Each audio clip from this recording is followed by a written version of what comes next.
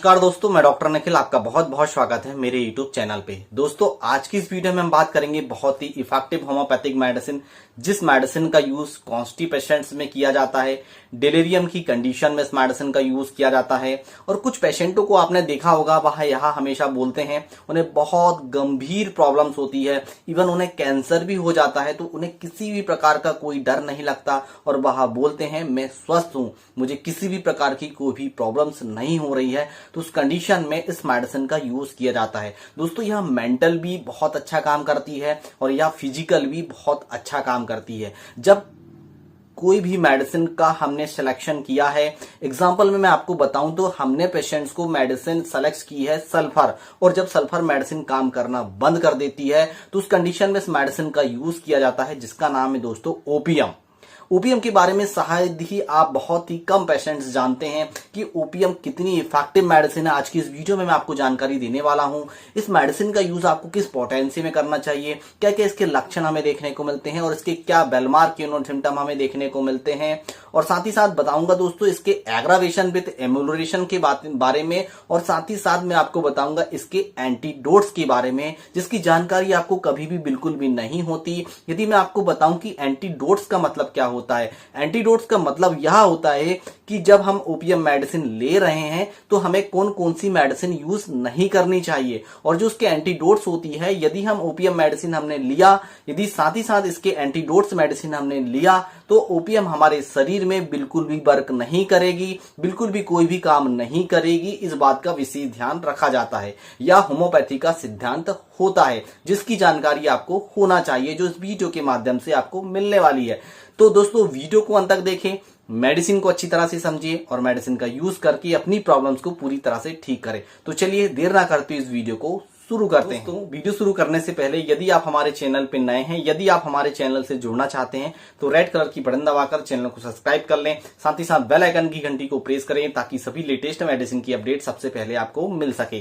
दोस्तों, यदि आपको किसी भी तरह की लॉन्ग टर्म डिसीज है या किसी बीमारी से आप लंबे समय से सफर कर रहे हैं, उससे रिलेटेड यदि आप मेडिसिन जानना चाहते हैं, तो रात्रि 9 बजे आप हमारी लाइव क्लिनिक ज्वाइन कर सकते हैं। तो चलिए वीडियो को शुरू करते हैं। दोस्तों, बात करें ओपीएम मेडिसिन के बारे में। ओपीएम मेडिसिन को समझने से पहले सबसे पहले हम समझ लेते हैं इसके बेलमार्क कीनोट सिम्टम के बारे में, कि ओपीएम में हमें क्या बेलमार्क कीनोट सिम्टम देखने को मिलता है। यदि बेलमार्क कीनोट सिम्टम की बात करें तो सबसे प्रमुख लक्षण हमें पेशेंटों में यह देखने को मिलता है, जब भी किसी भी पेशेंट्स को बहुत हाई ग्रेड टेम्परेचर फीवर हो, एग्जांपल पे समझा रहा हूं, high grade temperature fever patients को हो, या पेशेंट्स को कभी कैंसर हो गया हो, या पेशेंट्स को कभी ऐसी मेनिंजाइटिस की प्रॉब्लम हो, या पेशेंट्स को लकवा की प्रॉब्लम्स हो गई हो, ऐसी गंभीर प्रॉब्लम्स पेशेंट्स को हो जाती है, और उस पेशेंट से यदि आप पूछते हैं कि कोई प्रॉब्लम्स तो नहीं हो रही, कोई दिक्कत तो नहीं हो रही, और पेशेंट्स उस कंडीशन में बोलता है कि मुझे किसी भी तरह की कोई भी प्रॉब्लम्स नहीं है, मैं ठीक हूं, तो उस कंडीशन में इस मेडिसिन का यूज किया जाता है। Well mark keynote symptom of this OPM medicine, इसे हमेशा आप याद रखिएगा। एग्जाम्पल में और समझाता हूं कि आपके घर में छोटे बच्चे हैं, छोटा बच्चा आसानी से घर में खेल रहा है, पर जब भी आप टेम्परेचर बच्चे का चेक करते हैं तो उसे हाई ग्रेड टेम्परेचर फीवर रहता है, 104 डिग्री फीवर होता है, और फिर भी पेशेंट्स को कोई भी किसी भी प्रकार की तकलीफ नहीं होती। पेशेंट्स को कैंसर हो गया है, किसी भी प्रकार का कोई भी डर नहीं है कि मुझे कैंसर हो गया है, मरने का कोई भी डर नहीं होता पेशेंट्स को, और डर भी होता है। यह दोनों लक्षण ओपीएम मेडिसिन में देखने को मिलते हैं। डर होता है तो किस तरह का होता है, ये भी मैं समझाते चलूंगा। तो यहां पे समझा रहा हूं कि किसी भी प्रकार का कोई भी डर नहीं लगता, पेशेंट्स को किसी भी प्रकार की तकलीफ नहीं होती।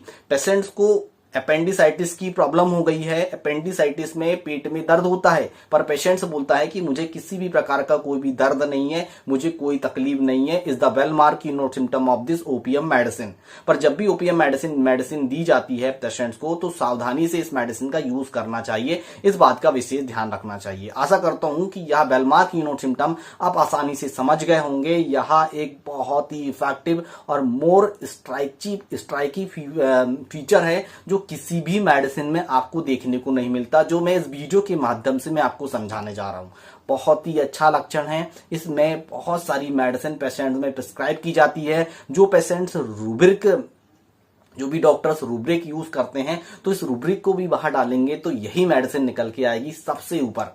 तो इस मेडिसिन का जरूर आप यूज करिएगा। इस तरह के लक्षण आपको देखने को मिल रहे हैं।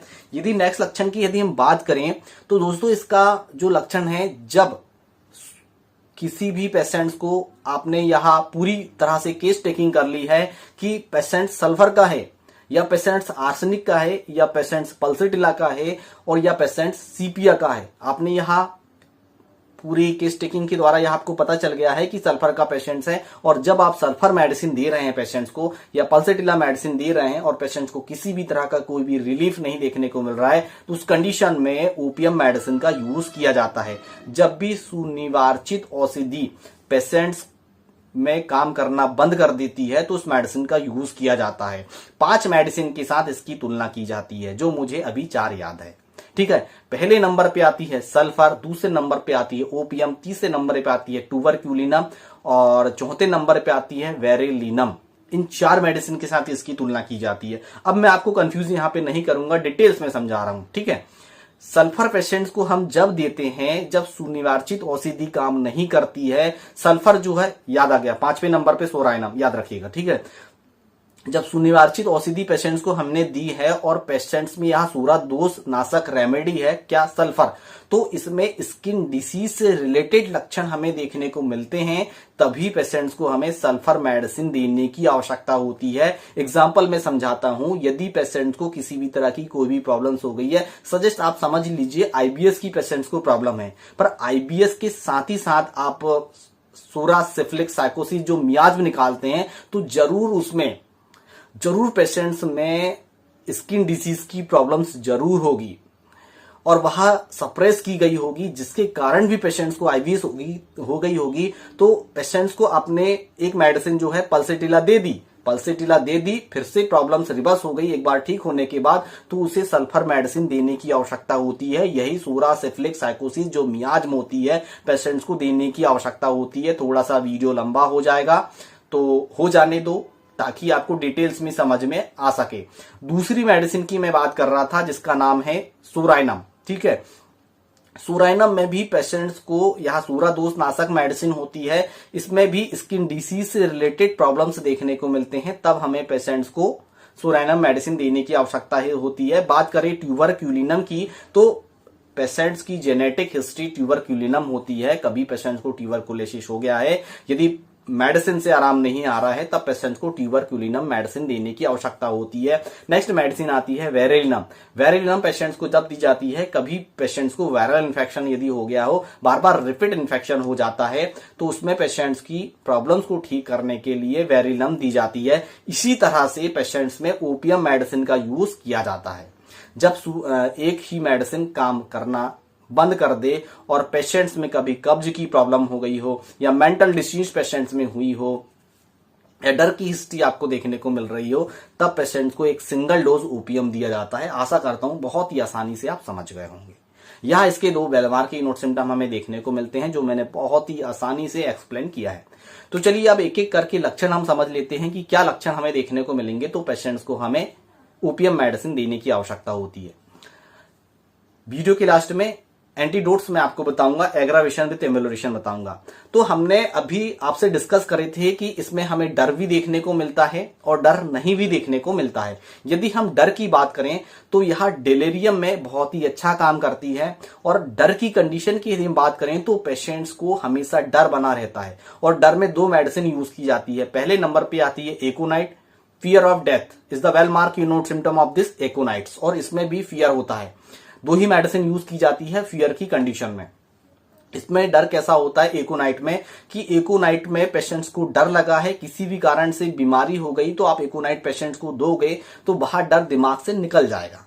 पर ओपीएम मेडिसिन में यह लक्षण हमें देखने को मिलता है, जो डर है वह हमेशा मन में बना रहता है, वह माइंड से निकलता नहीं है। यदि किसी भी गर्भवती महिलाओं को यह प्रॉब्लम्स हो गई है या वह उन्हें बच्चे का डर लग गया है या किसी चीज का डर लग गया है जिसके कारण पेशेंट्स को एबॉर्शन की भी डर उन्हें लगने लगता है, तो वह डर को निकालने के लिए ओपीएम मेडिसिन का यूज किया जाता है। एग्जाम्पल में मैं आपको समझाऊं तो आप बहुत ऊंचाई माउंटेन में यदि बहुत ऊंचाई वाले प्लेस स्टेज में आप पहुंच गए हैं जिसके कारण आपने नीचे देखा है और कुछ छोटी सी दुर्घटना हो गई है और उस दुर्घटना से आप बच गए हैं, पर वह दुर्घटना आपके मन में बैठी हुई है और बैठने के कारण कुछ बीमारी जैसे हिस्ट्रिया, कन्वर्जन, इस तरह के लक्षण प्रकट होने लगे हैं और वह डर आपके मन से निकल नहीं रहा है। और जब भी वह डर आता है तो कभी मीनिया की कंडीशन हो जाती है, कभी हिस्टीरिया की कंडीशन हो जाती है, कभी कन्वर्जन वगैरह आने लगते हैं, तो उसको निकालने के लिए ओनली फॉर ओपीएम ही काम करती है। अनदर कभी भी किसी भी मेडिसिन का उसमें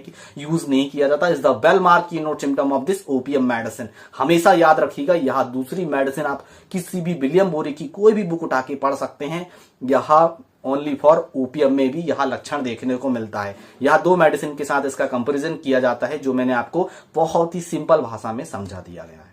अब नेक्स्ट लक्षण की यदि हम बात करें तो यह खर्राटे में बहुत ही अच्छा काम करती है। जिन पेशेंटों को भी बहुत ज्यादा गहरी नींद आती है, आपने देखा होगा बहुत ज्यादा गहरी नींद आती है और नाक से बहुत ज्यादा खर्राटे लेते हैं, तो उसमें इस मेडिसिन का यूज किया जाता है।